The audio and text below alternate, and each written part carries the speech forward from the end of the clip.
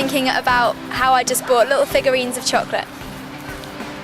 Shall I take the tube or shall I take the black cab? I was thinking that I needed to contact this guy that I'd invited over for dinner tomorrow night because we can't have him over for dinner now because I've got something else on. What we're saying is human behaviour is rooted in values. Values with a capital V. They are the very roots of our beliefs.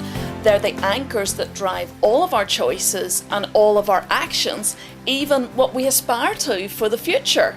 What was I thinking? For the most part, they're unconscious.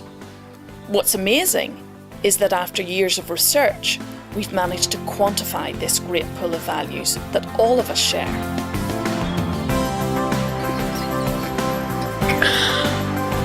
I'm really sorry. I just keep on getting really obscene thoughts.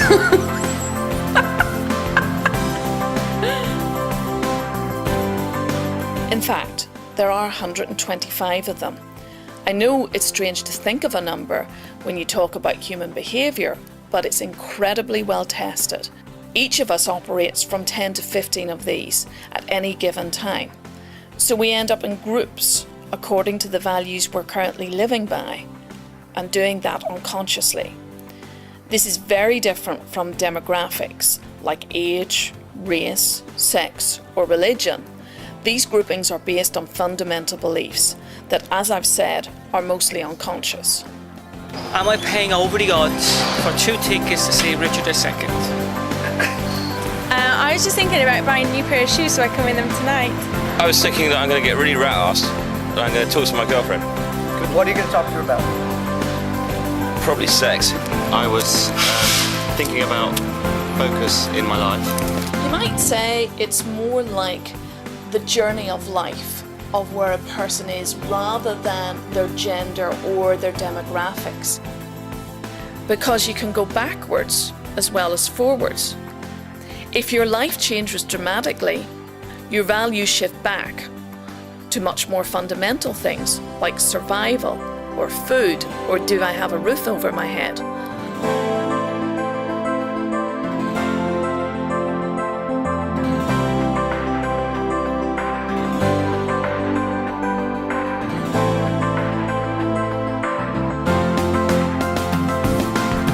What's amazing is that if you tap into a group of people through these values, you can predict their behaviour with genuine accuracy. This means you can market to people directly through their hearts and minds and truly engage in a relationship with your customer. What's even more promising is by understanding the values of a group, you can modify their behaviour. I mean simply that you can get people to buy what you're selling because you understand them and they understand you. Being able to truly understand people is what this is all about. To know what their lives are about. I said I want to live a good life, do you know what I mean? There's a lot going on in this world at the moment, do you know what I mean? But all I need to know is I've got a good heart, do you know what I mean? People like this, well, I'm going to be on News of the World or? I'm thinking about going to New York and I'm going to see my boyfriend and we're going to have sex. What I was thinking was that I've just taken some cakes out of the oven, which I've just been baking, and I hope they're okay. And now I'm off to see a friend of mine. Is the place we're looking for over there, down there, back there, or around the corner? Pretty lucky. It's almost like being able to look at someone and know exactly what they're thinking. I really, really would love to have children and to get married and meet actually someone that I really cared about.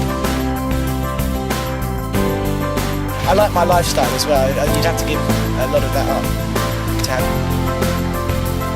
You have to be completely selfless to be a father and a husband. I think that should be your life now. E.T. No one has made a fantasy film like E.T. since.